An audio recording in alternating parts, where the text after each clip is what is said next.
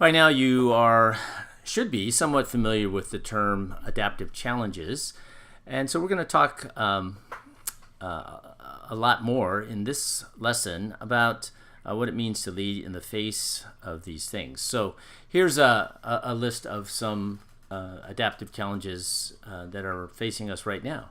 The growing acceptance of gay marriage in our society, the growing toxic image of Christians, especially after 81% of white evangelicals voted Donald Trump to be president and continue to support Trump. The rise of white nationalism in this country and just how that's affecting people of color. The unfair justice system, especially as it regards people of color, especially black and brown people. The exodus of young adults on a quite unprecedented scale from many churches. The coming retirement crisis, which maybe some of you are too young to appreciate, but we'll be seeing that in subsequent lectures, how the numbers don't lie. And even the widening income gap between the very, very rich and the very, very poor, just the challenge for people today to actually have a middle-class lifestyle on one income. I think what it required from my parents was my dad to go to work and my mom could stay home, and we had two running used cars in a moderate neighborhood. We took maybe one family vacation a year. We went to public schools. We had piano lessons. We got braces. But that was on one income. Today, if anyone desires to live not an extravagant life, but something like I just described, it really takes two incomes. And that assumes you're married. So for a lot of people in the church, it's like, yeah, all this stuff is going on around us, but nothing in our sermons, nothing in our programming, nothing in our conversations engages any of these adaptive challenges, and there's this false sense of we're fine. And this is where Robert Quinn would say, actually, you're slowly dying. You're not fine. So if you are leading people in your group to pay attention to these things, they should actually begin to experience a crisis of survival. They begin to feel the creep of this into their very well-being and into the existence in the future of themselves and their organization. And this should lead to seeing some of these things that are adaptive challenges, if not all of these things, as part of the Missio Dei. Like, where is God's activity in the midst of all of these adaptive challenges? And could the church actually get involved through missional efforts in response to these adaptive challenges? So this lesson is all about how to lead amidst adaptive challenges. And this is, in talking about adaptive challenges, it's the sort of change required when people and organizations must adjust to a radically altered environment. Now, to give you some almost overly simple but true examples, when I grew up, people had pretty much phones, landline phones in every home, and there were pay phones everywhere. So if you weren't home and you needed to call somebody, you needed to find a payphone, and they were pretty easy to find. So imagine if you're the payphone company, and you've been controlling this market forever. People expect to use it, people want to use it, and then someone introduces the cell phone. And at first, maybe for the payphone company, it's like, okay, well, that's no threat to us. I mean, how many people have cell phones? When was the last time you saw a payphone that worked, right? Now the assumption is everyone has a payphone. Related to that, what if you were a company that made a lot of money by selling small pocket-sized digital cameras? And so, not that many people will have the pro-style DSLR cameras, but a lot of people had those small pocket-sized cameras. You saw them everywhere, and people were selling memory cards for them, and so on and so forth. Then when the cell phones started coming out with little phone cameras in them, again, the resolution was so bad that the pocket-sized digital cameras companies were like, well, that's no threat. that's a crappy picture. But today, when was the last time you or someone you didn't even know but you saw in public take pictures? When was the last time you saw them pull out a pocket-sized digital camera? Everyone's using their phone. And we're not even talking about like Kodak and the other companies that, made actual film and developed the film, all that kind of stuff. That's a radical change in the environment, people's expectations, how people behave, their preferences. When those things shift, it requires people and organizations to really adjust. Now, adaptive problems are often systemic problems with no ready answers. You can't just say, this thing is causing that. There certainly might be relationships, but systemic problems are huge and very complex. But the consequence of those problems are still very readily apparent, like deforestation. Like, what's driving that? Well, is it greater appetite for lumber? Building, sure. Is it greater appetite for paper, which tree products? You can argue maybe less that with the digitization of stuff, but at the same time, I had read in elementary school that when computers really got popular, we would be living in a paperless society. We are far from that. We still produce a lot of paper. And I think deforestation is also being driven by the world, especially the Western world's appetite for beef and cheap beef. And so, especially in the Amazon belt, they're cutting down huge, I think like 3 football-sized field areas every day to make more grazing room for cattle. And then, the cattle passes gas in forms of burps and farts, and that's actually contributing huge methane amounts to global warming. So on the one hand, adaptive challenges are unwelcome changes to the world. These are things that nobody saw, nobody wants, and pretty much fret about that. But adaptive challenges can also be welcome changes to the world. And this is where I think, again, from a Christian perspective, from a missional perspective, some of the missional efforts we should want to put in is to reduce poverty, let's say. That's a huge challenge, but I think it would be welcomed by many people. So what does it mean to be an adaptive leader? Superhuman effort isn't worth a damn unless it achieves results. So I think this really speaks volumes to some of that work ethic where it's like, well, they work really hard at it. It's been a long time. But at the end of the day, if you're not achieving the results that are needed, it doesn't matter how hard you tried. And this quote is from Sir Ernest Shackleton. He is the famous explorer who was part of the Endurance expedition. Let me tell a little bit more about him.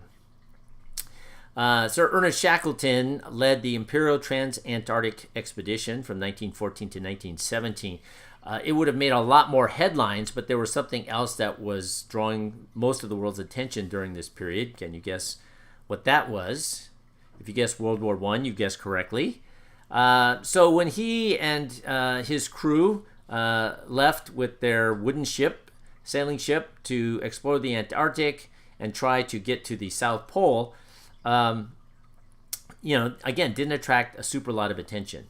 Well, the Endurance was theoretically made to endure being frozen into the ice for several months, but the ice this particular year was thicker than normal, and not only was the Endurance trapped, but as the ice sheets thickened, the pressure on the ship began to increase to where it was beginning to snap the wooden ribs of the sailing ship, and it was obvious that they could not stay on the ship, let alone escape on the ship.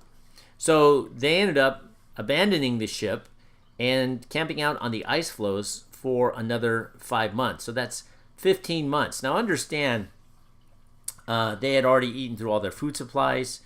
They even ate sadly, they're sled dogs, for those of you who are dog lovers like me. And one of the famous Shackleton stories about leadership is like, they were on such a remote part of the Antarctic continent that it was even rare to see a penguin. And so if they ever did see a penguin come near their camp, the instinct was always to kill the penguin, because you never know, and what are you going to eat? But Shackleton said one of the challenges that he faced during that period as a captain of this ship and expedition was, how many dead penguins should be hanging from a hook in our larder at any given time.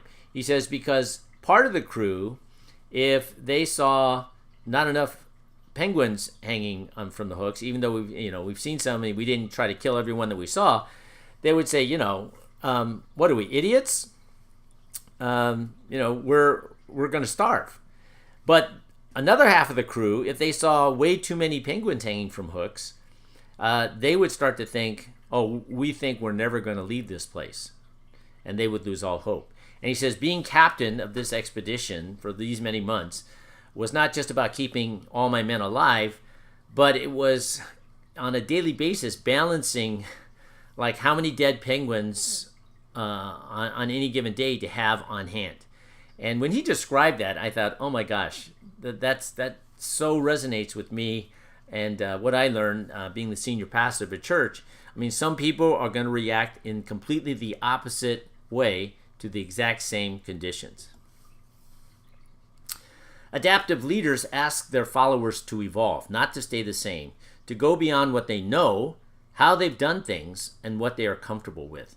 And this is no small task, especially if you're talking about traditional people, especially if you're talking about immigrants, especially if you're talking about Christians who, basically think, if it's not broke, don't fix it, but they disagree that something's broke. So a huge part of the role of being an adaptive leader is to ask your followers to keep growing, to keep learning, and even to evaluate how they've done things, why they've done things, what they're comfortable with, because some of those things will not serve them well going into the next chapter. Adaptive leaders act counterintuitively. What does that mean? They stop taking responsibility and solving problems. Now, doesn't that sound counterintuitive? I mean, if you're Shackleton, if you're the leader, shouldn't it fall on your shoulders? You're the one with the captain title. You should be the one solving the problems. Everyone just should expect you to be that one. No, and we've talked about this in an earlier lecture. To lead adaptively is to actually engage the community in recognizing the problems and contemplating a way forward together. It also means to promote disorientation and discomfort. Now let that sink in. I think most of us would say to see any amount of confusion or discomfort amongst our people at any time, no matter what the reason, is a bad thing. And it can be bad, but it's also bad to have everyone assume that how they currently think is the only way they have to think. Like, they don't need to think a new thought. They don't need to take another look at their hermeneutics or this particular interpretation of this passage, because that's actually going to freeze them in place when in fact they need to move. So what is involved in doing adaptive work? Well, it's required when beliefs are challenged, when some values become less relevant, and when legitimate and competing perspectives emerge. So earlier we talked about creating this kind of learning environment where in a safe way we can surface our beliefs and see some of them challenged. Like maybe like for example, if you were a church back in the 40s or 50s in America, in the Deep South, and you were raised for generations to believe that interracial marriages are completely bad, and certainly integrated churches are not good either, well, there's an adaptive challenge. The Civil Rights Act got passed, and there's kind of this whole new movement. Well, some of those beliefs need challenging. Some of those values now that that you've held are actually maybe not even just less relevant. Maybe they're actually harmful, and clearly there's competing perspectives, and they're legitimate perspectives, and you need to allow for that. But you also need to know that you still need to move forward, and sometimes that's going to mean losing some of the people whose perspectives are not affirmed. Leaders can't order people to change. Instead, leaders must create conditions for people to discover how they need to change. And so leaders, probably one of your primary jobs is to build trust. Not just trust in the leadership, not just trust in you, but to trust the process. And in order for people to trust the process, they have to believe it's an open process, that it's fair, that it's just, that there's no hidden agenda. That's often difficult, but that's essential. There are two primary roles of leaders who are doing adaptive work. The first role is to create this context of discernment, reflection and discernment that we've been talking about.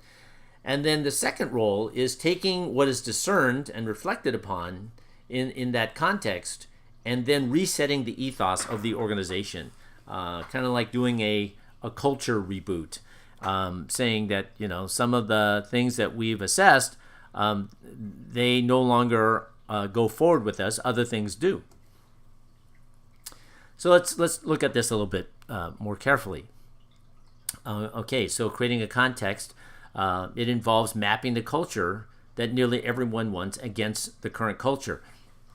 So here again, in a Christian environment, it should be much simpler, much more natural to map out a eschatological context, eschatological culture. Like I would love to say, let's imagine we're all looking forward that once life on this earth ends, that we're going to be alive again for all eternity. What do we learn from Scripture? What do we learn from the words of Christ about what life in heaven is going to be like?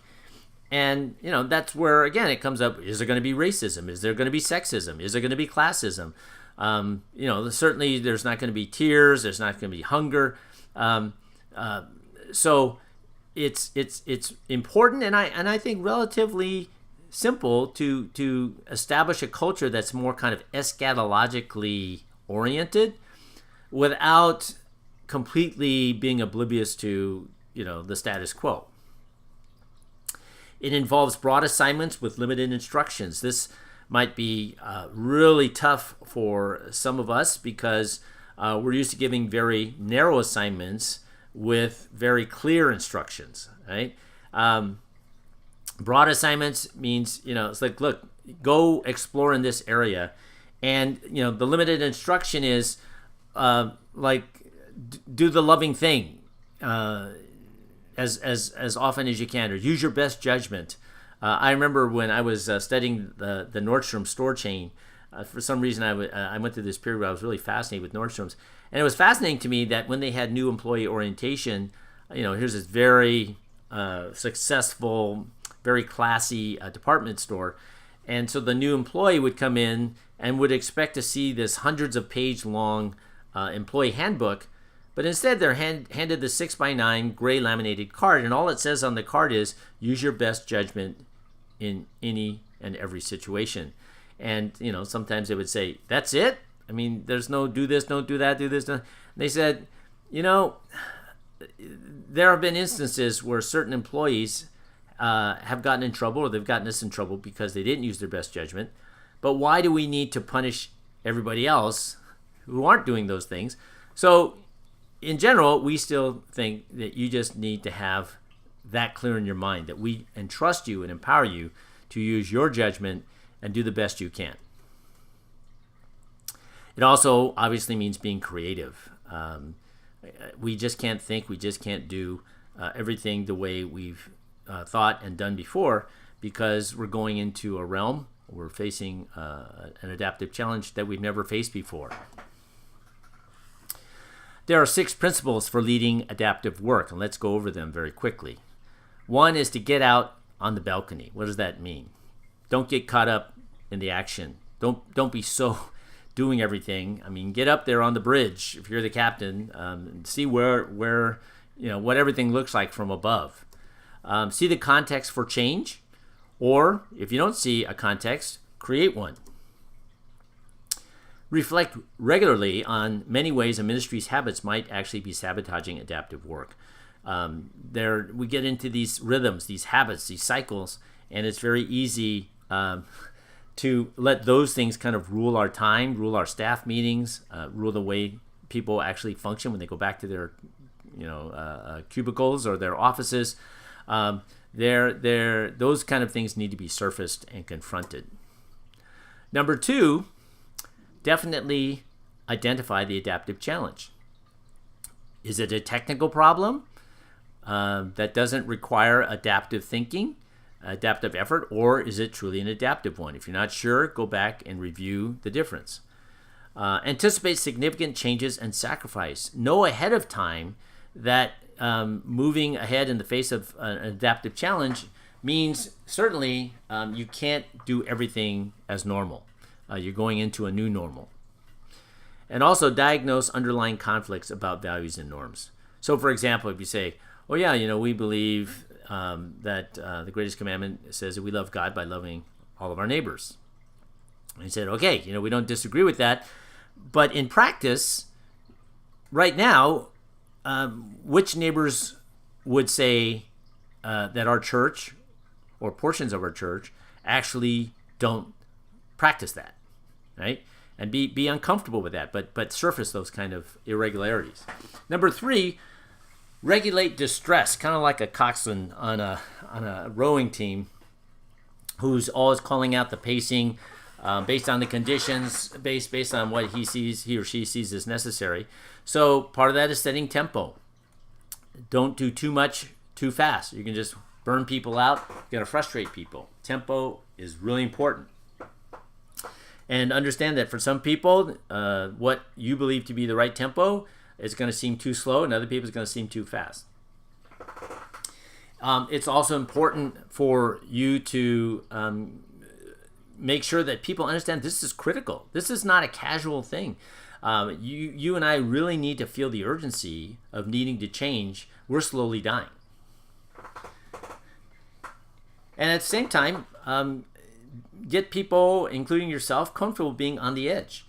Feeling stress often gives impetus for doing adaptive work. When you're just sitting back too comfortably, figuratively or actually, that's just not the best posture to do adaptive work. You got to be on your toes. Number 4, maintain disciplined attention. What does that mean? Guide conflicts to the surface for learning and innovating. It's inevitable. There's going to be conflicts, inner conflicts, interpersonal conflicts. Get those out in the open so that people can learn in the midst of these things and to innovate their way forward. Confront tough trade-offs. Look, we can't have everything. We're going to have to choose between this and this. What's it going to be? Why? And the entire church must be committed to the adaptive work. It's not just a rogue department or a rogue staff person. The church needs to understand and agree this is truly an adaptive challenge. We've chosen or feel called by God to respond to it and to respond in this way or in this direction. You have to understand that this is something that affects all of us here together. And some people aren't going to be happy with that. Some people are going to leave. Again, all tough decisions, but to ignore them or to pretend they're not tough is to be facing other problems that aren't helping you address the adaptive challenge. Number 5, give the work back to the people. Encourage people to define and solve problems. Don't be the primary definer or problem solver. Develop a collective self-confidence and faith. This is where you have this kind of group hope and group learning and learn to celebrate even the little things. Even if you have a long way to go, still celebrate like moving 2 inches because maybe you were stuck on 0 for 2 lifetimes.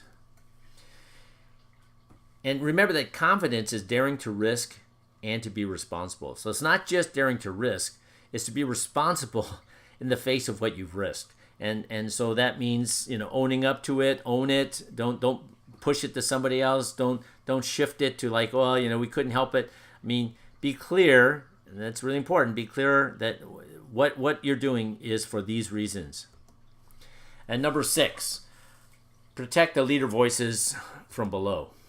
Marginal people can generate disequilibrium, which is actually a great catalyst for change. So welcome the people who normally are not at the center of discussions, who typically don't have much power, if any, but they have a stake in the future. Invite them to speak more. Give them a platform. They are the most likely people who are really engaged and really invested in a better future, because the current situation actually marginalizes them. And so they see this going through this change, even the costliness of it, as a great benefit. Outsiders can also see and smell what insiders can't. So it's not just always people who are part of your ministry, part of your church, but invite some people who aren't part of it. It's like going to visit someone's house that you've never visited before, and they live there and you don't. And as soon as you're 5 feet inside the front door, I mean, you smell, oh, you guys do a lot of frying in here? I mean, it's like when you live in it, it's much harder to see or smell what other people who don't live in it really naturally can. That's invaluable. And cherish the whistleblowers. Cherish people who call you out, call out the church, hopefully in love, when they say, we're being hypocrites here, or we're talking out of both sides of our mouth. We can't have it both ways. Or we said that we were committed to this, and now I hear us backtracking and coming with all these alibis. Really cherish those people. Leadership seen in this light requires a learning strategy. You can't just lead without a learning strategy. How are people going to learn to identify and deal with and I would say evolve in the midst of some pretty daunting adaptive challenges? I like the fact that in some cases, one can lead with no more than a question in hand. For Sir Ernest Shackleton, the question he asked, which motivated his crew to get off their butts and to even go back into the ocean in these little whaling boats, was, how much do you want to return home? How much do you want to return home? You can keep complaining about this or that. You can have your reasons for feeling dismal and hopeless. But the question that I think really matters is, how much do you want to return home? Because if you really, really want to return home like I do, then we need to do this together. I think that's a great challenge for those of us involved in churches and Christian organizations. What's that question? What can we come up with an essential question that we think would capture everyone's attention, would kind of quiet most of the naysayers, and get everyone kind of going off in that direction? I mean, I think I tried my best over the years. I think the kind of question that I would ask myself, and certainly then ask the church after a bit, is, how much do I want to be mistaken for Jesus?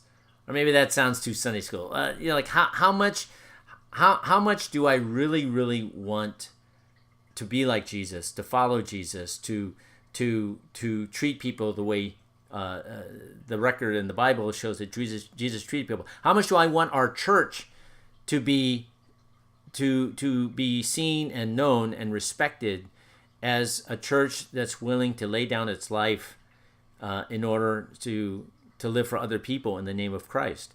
I mean, again, those sound a little bit too layered, but I hope you get what I'm saying. Within the Christian realm, there's got to be these essential questions in the face of pressing, adaptive, and missional challenges that kind of galvanize all of our spirits into moving in the direction of that challenge. I hope this helps.